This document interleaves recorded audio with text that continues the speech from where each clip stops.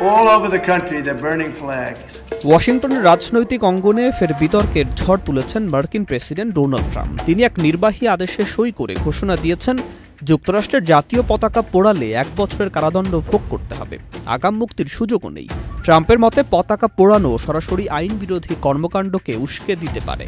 কিন্তু যুক্তরাষ্ট্রের supreme court বহু আগেই স্পষ্ট করেছে, পতাকা পোড়ানো সংবিধানের প্রথম সংশোধনী দ্বারা সুরক্ষিত মত প্রকাশের স্বাধীনতা।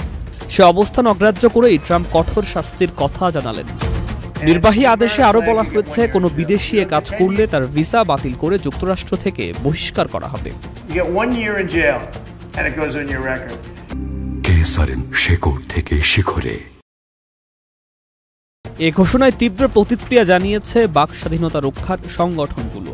তাদের অভিযোগ, ট্রাম্প নাগরিক স্বাধীনতার মূল ভিত্তি ক্ষুণ্ণ করছেন এবং নির্বাহী ক্ষমতাকে সীমাহীন করার চেষ্টা করছেন। বিভিন্ন সংগঠনগুলো বলছে, প্রেসিডেন্ট মনে করছেন কলমের এক খোঁচায় সংবিধান বদলানো যায়, কিন্তু বাস্তবে তা সম্ভব নয়। ট্রাম্পের এই সিদ্ধান্তে যুক্তরাষ্ট্রে বাক স্বাধীনতা বনাম রাষ্ট্রীয় ক্ষমতায় দ্বন্দ্ব নতুন করে উত্তপ্ত হয়ে উঠেছে। সুকান্ত সরকার, চ্যানেল আই।